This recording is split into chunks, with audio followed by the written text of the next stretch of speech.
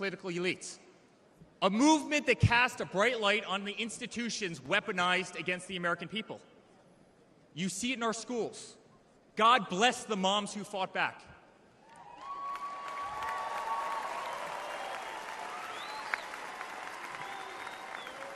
You see it in your workplace. You see it on every news station, in every newspaper.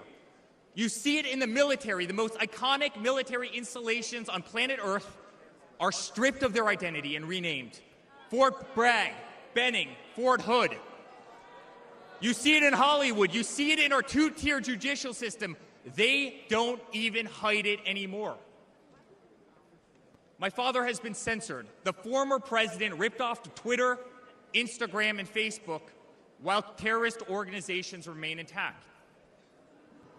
My father has been persecuted, targeted by far-left Democrats funded by special interest groups and hand-picked judges. My father has been pulled off the ballots of states, radical justices attempting to defy the will of millions of Americans who adore who he is and what he stands for. My father even became the target of an assassin who almost killed America's single greatest hope for our future.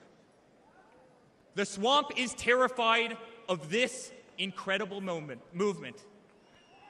They're terrified of it. They're terrified of you and the tens of millions of people on TV right now. They've tried everything to keep him from you, everything, to destroy his legacy, to destroy his family. They have failed, and they will not win.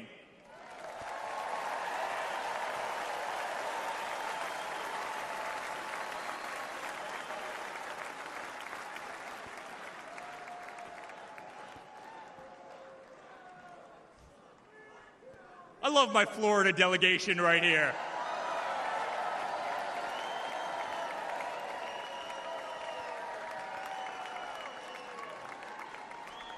Thank you.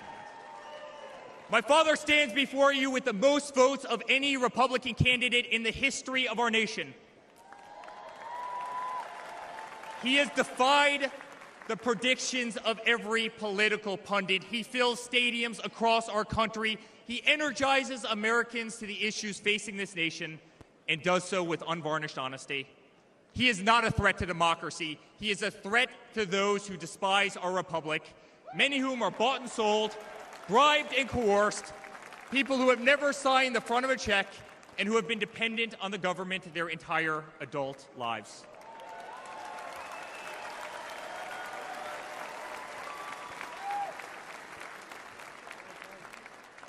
Today, as it was in 2016, America's at that crossroads again. Energy prices are soaring. Interest rates are crippling. Everything is unaffordable. The U.S. dollar has been diminished. Inflation has made it impossible for Americans to live, to save for their future. Our infrastructure is crumbling. Our border is out of control. Millions are dead and displaced in Russia and Ukraine, a war that has no end and a war that we are funding. The Middle East has become a hornet's nest. Our greatest ally, Israel, totally under siege. Fentanyl is killing our youth and destroying families, while the current administration stands idly by, hoping their inaction will import illegal votes. Crime terrorizes our cities and our suburbs as far-left policies handcuff police. Male athletes, guys my height, 6'5", are swimming in women's sports.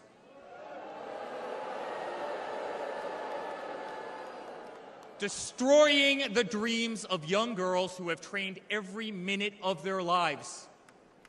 We no longer trust our elections. We no longer trust our judicial system, and we no longer believe that our government is working in our best interest.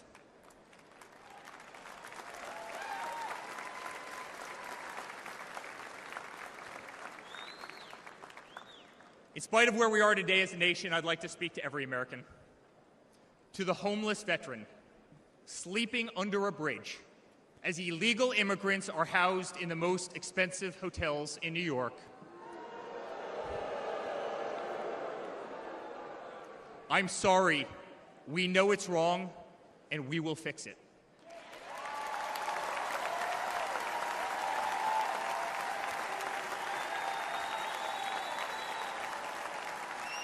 To the single mother who can no longer afford her rent, afford groceries, and has been forced to work 3 jobs, I'm sorry, it does not have to be this way.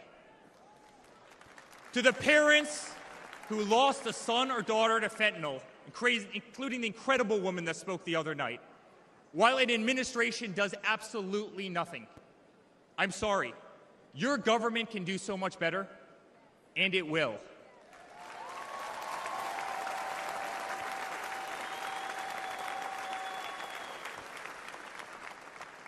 To the children who are being brainwashed instead of learning the fundamentals in school, I'm sorry, there are teachers who care, and my father will empower them.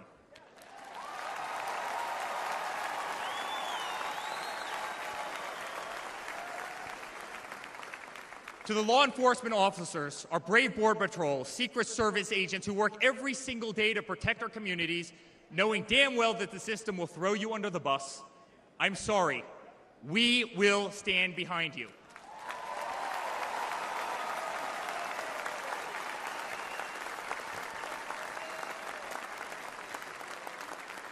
To commuters often petrified to take a bus, take a train, or walk the streets in cities across our nation, I'm sorry, that man right there will fix this.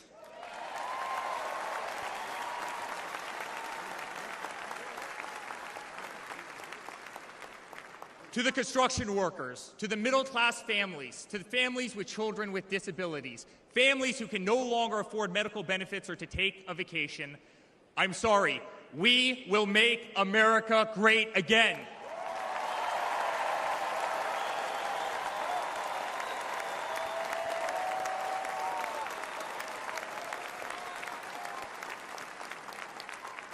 And to my father, who has been ruthlessly silenced, slandered, and attacked by a corrupt administration, I'm sorry.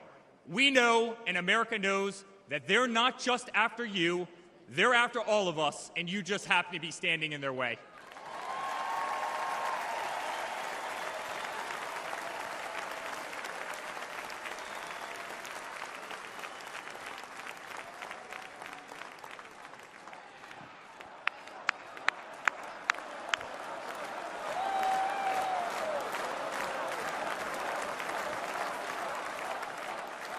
To all Americans watching tonight, the greatest retribution will be our success. Success not just for ourselves, but for our grandchildren and our children. Under President Donald J. Trump, the swamp will be drained. America will be respected. Our cities will be safe. Our streets will be clean. And our border will once again be secure.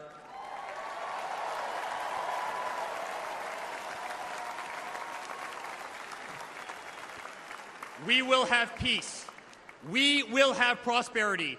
Your hard-earned tax dollars will enrich a better America, not be squandered in corrupt foreign nations. Education will be handed back to the states. We will no longer be 30th in the world. We will be first.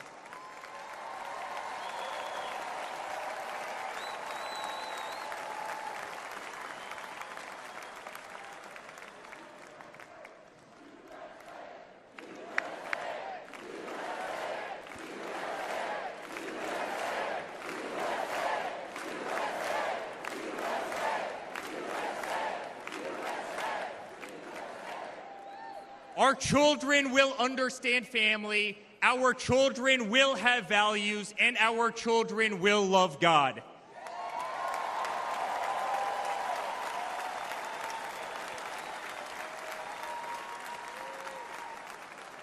Our country will prioritize free speech, respect freedom of religion, and honor our Constitution.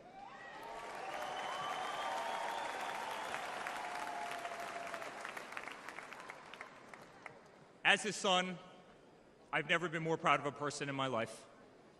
A man who has defied all odds more than once.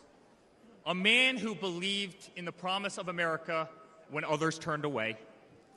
A man who saw a nation in need of a champion and answered that call with unwavering determination and courage. A man who survived a bullet that was intended to eliminate him permanently from our future and from our family. Never have I been more proud to be a Trump.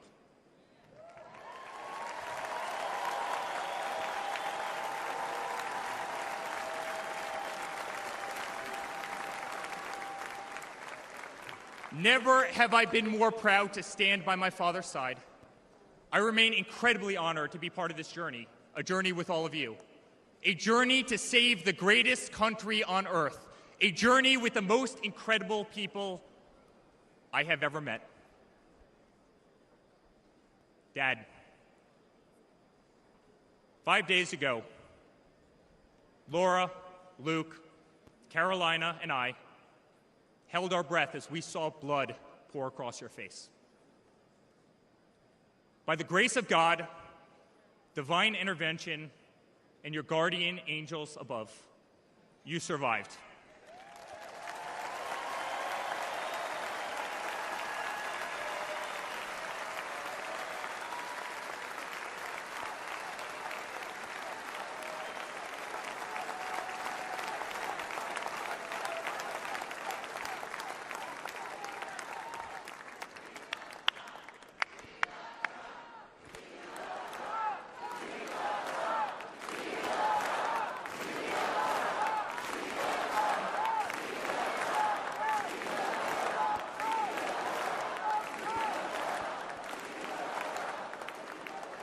You are the greatest fighter I have ever seen. You are strong, you are full of life, and you are unapologetic. Your optimism is contagious. Your backbone is unbreakable. Your conviction to fight for what is right and against all that is wrong is truly next level.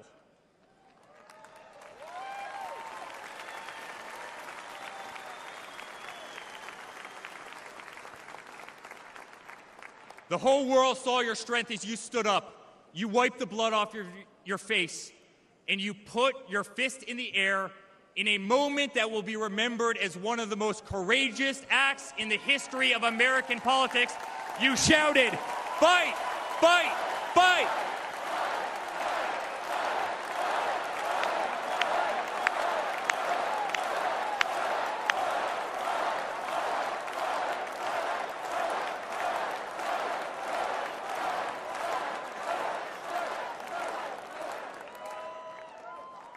I'm honored to be your son. I'm honored to speak to our great nation tonight. You are a true leader. You epitomize strength. Our country loves you. Our country appreciates you. Our country misses you. And on November 5th, our country will re-elect you as the 47th President of the United States of America. Good night, Milwaukee. God bless you all.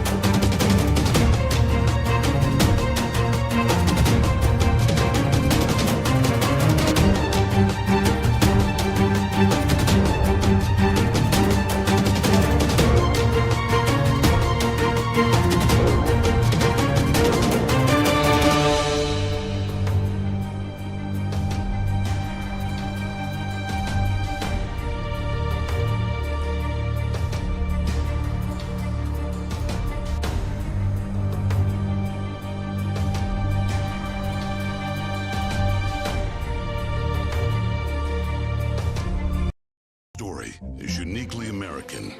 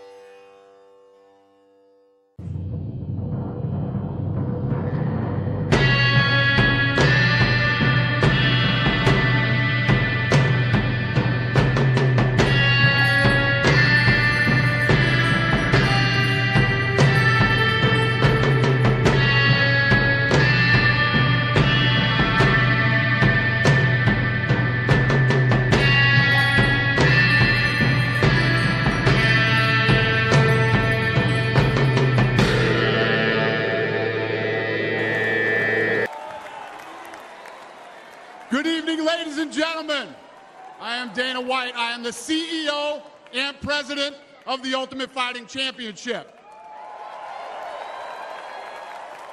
So 2 weeks ago, I got a call from President Trump asking me if I'd be willing to speak tonight. As usual, there was no pressure, no demands.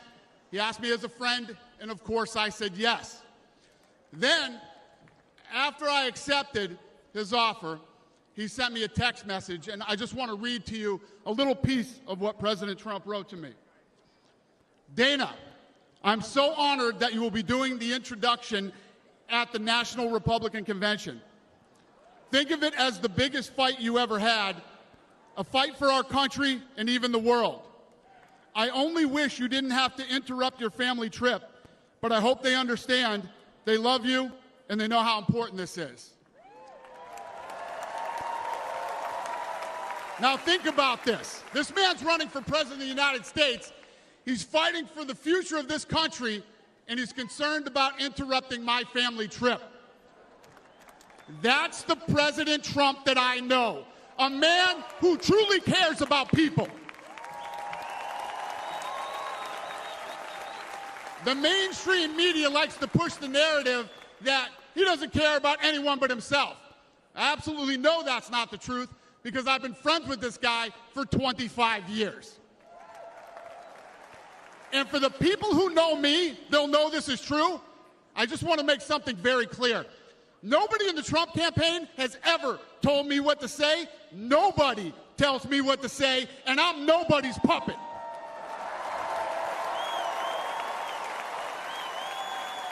And I'm not telling you what to think. I'm telling you what I know. And I know President Trump. I know President Trump is a fighter. I've been saying this since 2015.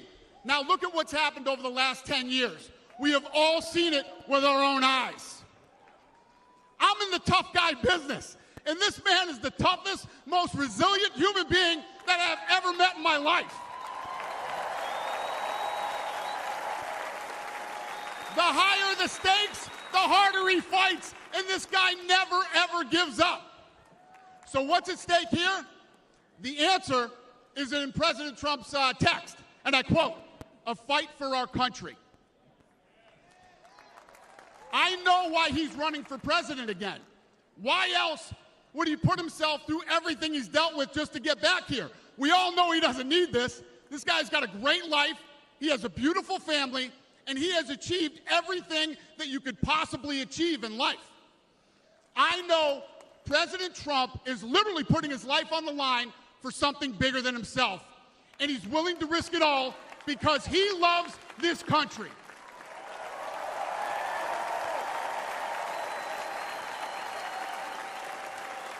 And I know he wants what's best for the American people, all American people. I know he's running for president to save our American dream. I'm living the American dream, and I know the American dream is very real. Whether you were born in this country or came here from someplace else, this is the last real land of opportunity. President Reagan once said, "Government's first duty is to protect the people, not run their lives." And if you're buried in government red tape, how will you ever start your own business? If you're struggling to pay your bills, how can you ever afford to start a family? And if you don't feel safe in your own town, why would you ever buy a house? I know that President Trump is fighting to save the American dream, and that's what's at stake in this election. We are choosing who we want to lead us in this fight. I know President Trump is a proven leader, a fearless leader, and this country was in a much better place when he was in the Oval Office. In my mind, the choice is clear. But this election, we all get to choose. I know I'm going to choose strength and security. I know I'm going to choose opportunity and prosperity. I know I'm going to choose real American leadership and a real American badass.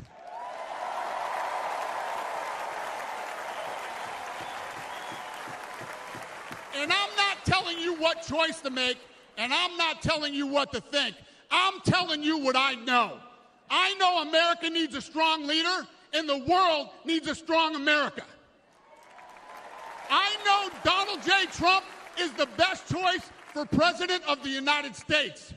My fellow Americans, it is my honor to introduce the 45th and soon-to-be 47th President of the United States, Donald J. Trump.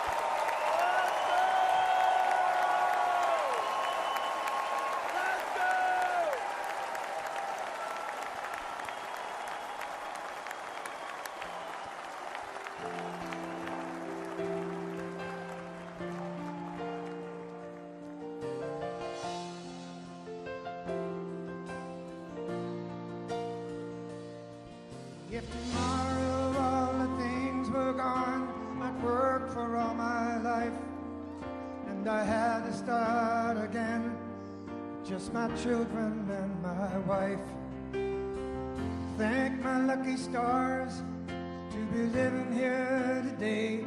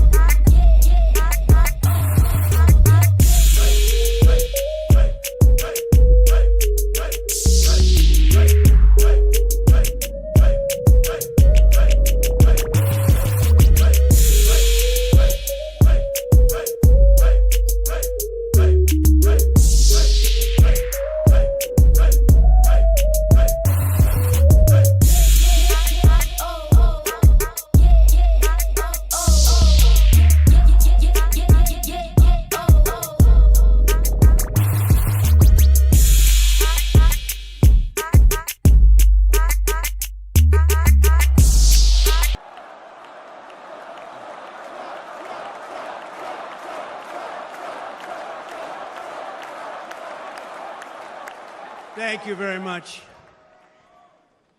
And we will do it right. We're going to do it right.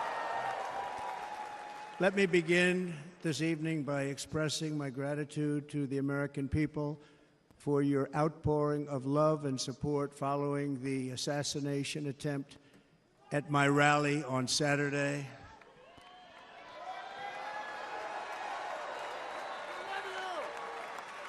As you already know, the assassin's bullet came within a quarter of an inch of taking my life. So many people have asked me, what happened? Tell us what happened, please. And therefore, I will tell you exactly what happened, and you'll never hear it from me a second time because it's actually too painful to tell. It was a warm, beautiful day in the early evening in Butler Township in the great Commonwealth of Pennsylvania. Music was loudly playing, and the campaign was doing really well. I went to the stage, and the crowd was cheering wildly. Everybody was happy. I began speaking very strongly, powerfully, and happily, because I was discussing the great job my administration did on immigration at the southern border. We were very proud of it.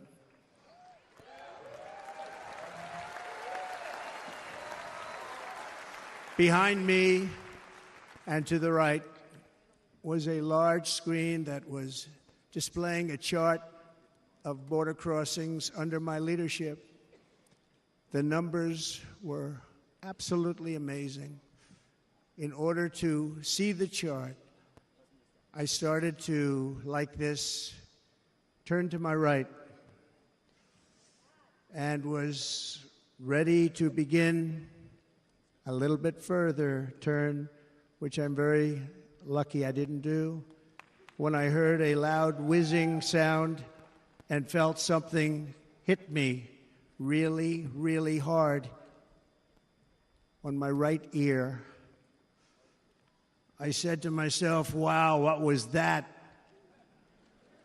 It can only be a bullet. And moved my right hand to my ear, brought it down. My hand was covered with blood, just absolutely blood all over the place. I immediately knew it was very serious, that we were under attack, and in one movement proceeded to drop to the ground. Bullets were continuing to fly.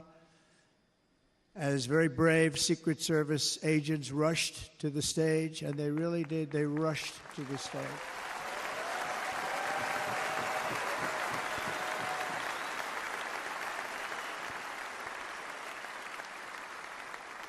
These are great people, at great risk, I will tell you, and pounced on top of me so that I would be protected. There was blood pouring everywhere, and yet, in a certain way, I felt very safe because I had God on my side. I felt that.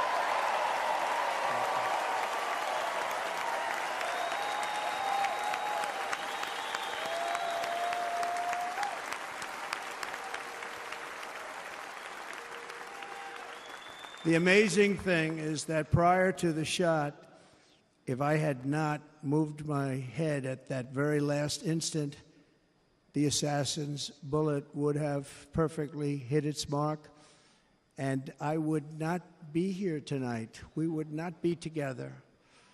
The most incredible aspect of what took place on that terrible evening in the fading sun was actually seen later.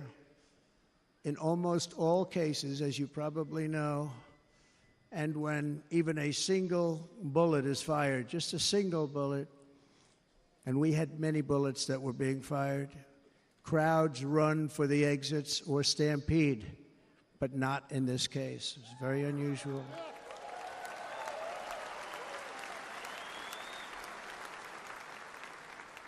This massive crowd of tens of thousands of people stood by and didn't move an inch. In fact, many of them bravely but automatically stood up looking for where the sniper would be. They knew immediately it was a sniper. And then began pointing at him. You can see that if you look at the group behind me. That was just a small group compared to what was in front. Nobody ran, and by not stampeding, many lives were saved. But that isn't the reason that they didn't move. The reason is that they knew I was in very serious trouble. They saw it. They saw me go down. They saw the blood and thought, actually most did, that I was dead. They knew it was a shot to the head. They saw the blood. And there's an interesting statistic. The ears are the bloodiest part. If something happens with the ears, they bleed more than any other part of the body.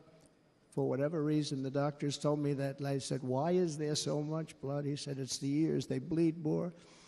So we learned something, but this beautiful crowd, they didn't want to leave me. They knew I was in trouble. They didn't want to leave me. And you can see that love written all over their faces. Incredible people. They're incredible people. Bullets were flying over us, yet I felt serene. But now the Secret Service agents were putting themselves in peril. They were in very dangerous territory. Bullets were flying right over them, missing them by a very small amount of inches. And then it all stopped. Our Secret Service sniper, from a much greater distance and with only one bullet used, took the assassin's life, took him out.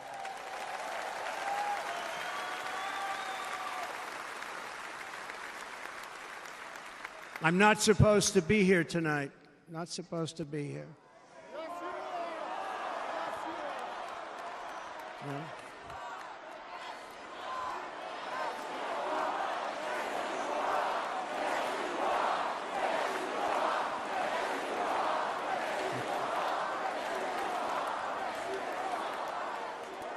Thank you.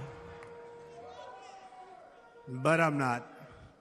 And I'll tell you, I stand before you in this arena only by the grace of Almighty God.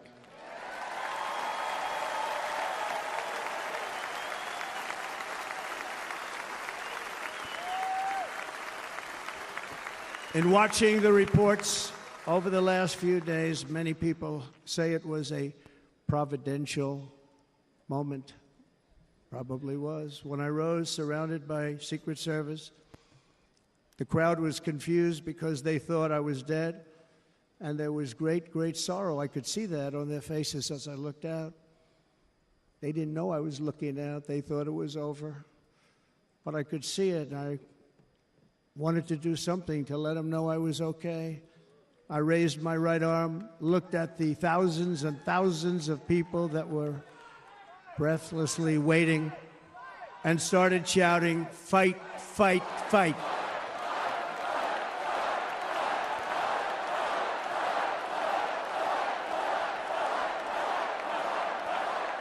Thank you. Once my clenched fist went up, and it was high into the air, you've all seen that, the crowd realized I was okay and roared with pride for our country like no crowd I have ever heard before. Never heard anything like it. For the rest of my life, I will be grateful for the love shown by that giant audience of patriots that stood bravely on that fateful evening in Pennsylvania. Tragically, the shooter claimed the life of one of our fellow Americans, Corey Comparator. Unbelievable person, everybody tells me. Unbelievable.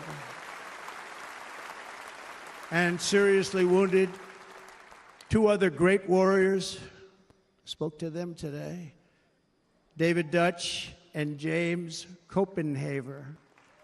Two great people. I also spoke to all three families of these tremendous people.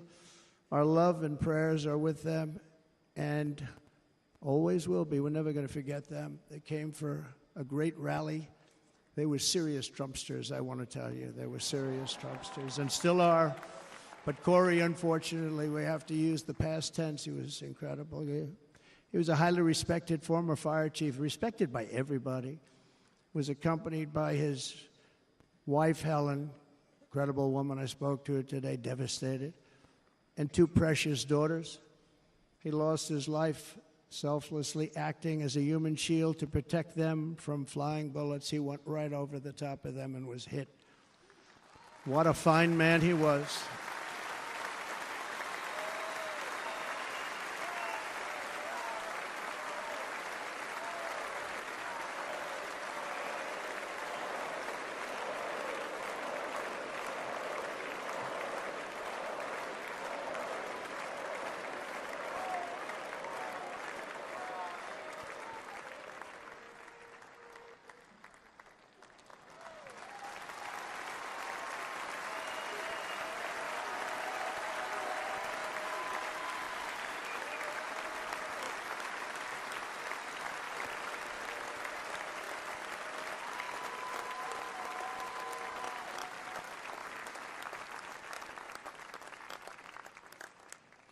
I want to thank the fire department and the family for sending his helmet, his outfit, and it was just something, and they're going to do something very special when they get it. But we did something which cannot match what happened, not even close. But I am very proud to say that over the past few days, we've raised $6.3 million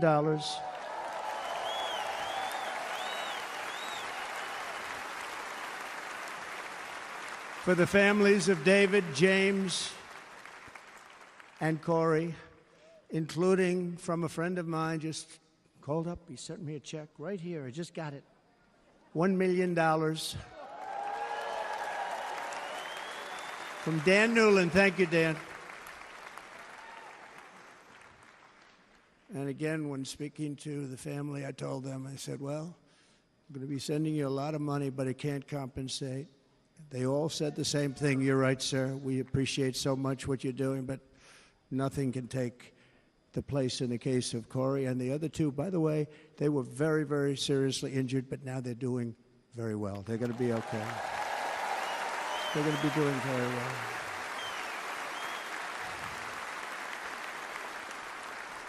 They're warriors. So now I ask that we observe a moment of silence in honor of our friend Corey.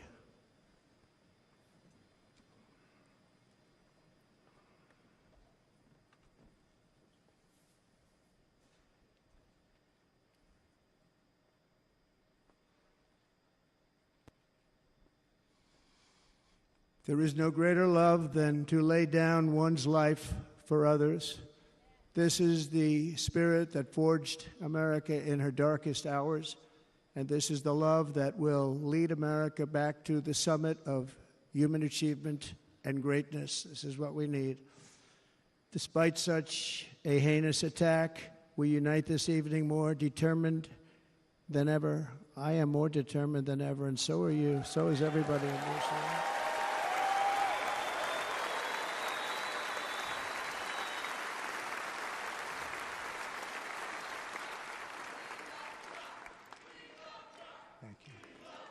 Thank you very much.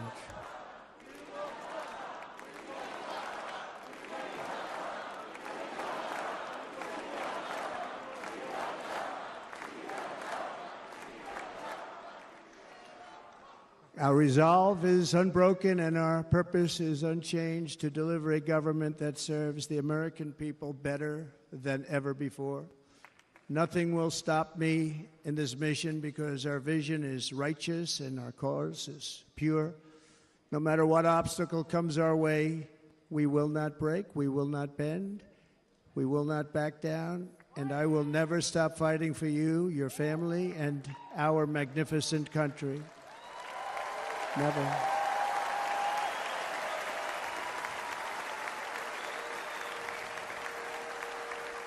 And everything I have to give with all of the energy and fight in my heart and soul, I pledge to our nation tonight. Thank you very much. I pledge that to our nation. We're going to turn our nation around, and we're going to do it very quickly. Thank you.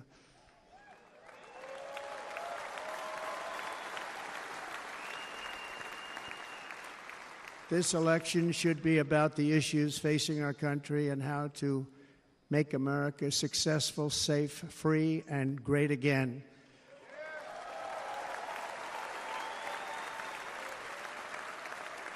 In an age when our politics too often divide us, now is the time to remember that we are all fellow citizens. We are one nation under God, indivisible, with liberty and justice for all.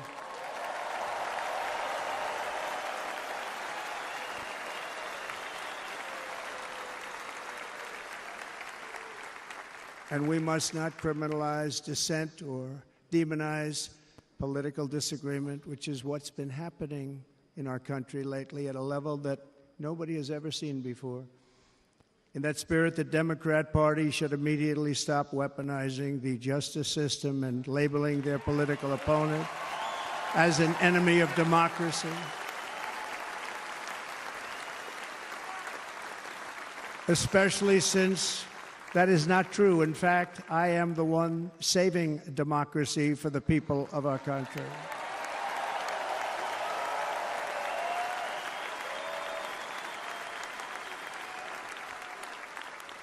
And very big news, as you probably just read, on Monday a major ruling was handed down from a highly respected federal judge in Florida, Eileen Cannon, finding that the prosecutor and the fake documents case against me were totally unconstitutional, and the entire case was thrown out of court.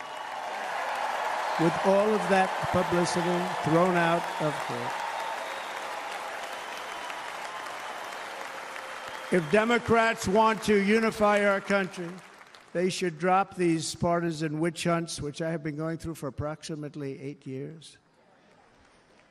And they should do that without delay and allow an election to proceed that is worthy of our people. We're going to win it anyway, but worthy of our people. On this journey, I am deeply honored to be joined by my amazing wife, Melania.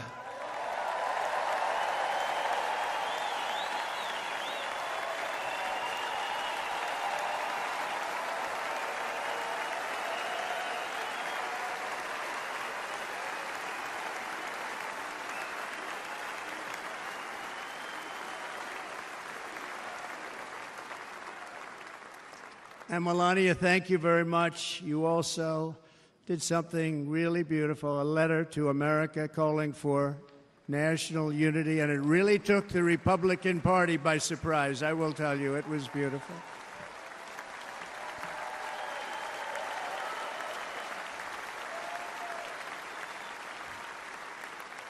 In fact, some very serious people said that we should take that letter and put it as part of the Republican platform. That would be an honor, wouldn't it? Right, Mr. Congressman? But it captivated so many, so I also want to thank my entire family for being here, Don, Kimberly, Ivanka and Jared, Eric and Lara, Tiffany and Michael, Barron. We love our Barron.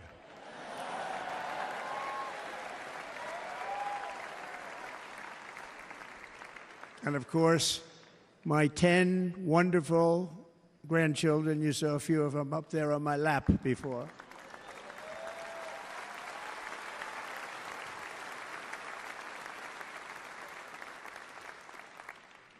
And how good was Dana? Was Dana good? I mean, was he good? He was on probably the only vacation he's had in about, maybe ever, because he works, but about 10 years with his wife, very far away. I won't tell you where, but very, very far away, beautiful place. And my people called, and he said, I won't be able to do it. This is many, many years. I promised my wife I can't do it. And they came in, they said, Dana won't be able to do it, because he was my first, second, and third choice. I said, well, that's too bad, but I understand he's away, and it's good. It's good for him. And that was it. About 30 minutes later, she came back in, sir, Dana just called. He's going to do it. And his wife, she said, you can't turn him down. You just can't do it. You have to go. That's a good wife.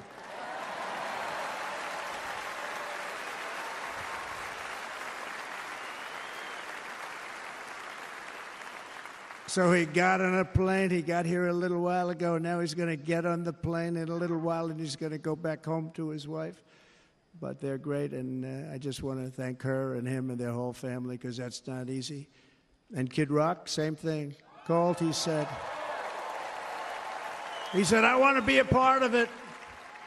I want to be a part, because, Kid does his great song, Big, Big Monster song. I had no idea. He became a friend of mine over the last 10 years. And he's amazing. Everyone loves him. I didn't even know how big he was. He has rallies, 35,000, 40,000 people he gets every time he goes out. I think he's making so much money he doesn't know what the hell to do with it. You want to know? And then we have my other friend, and I've known him so long, and we took that song, and it was a big success, but we made that. I saw a chart of great songs to America. That was #1 on the chart recently, #1. So that's Lee Greenwood, a very special, beautiful person. He's a beautiful man. But they all wanted to be here. They called. And how about the Hulkster? How good was he? Is he up? Where is he? Boy, oh boy.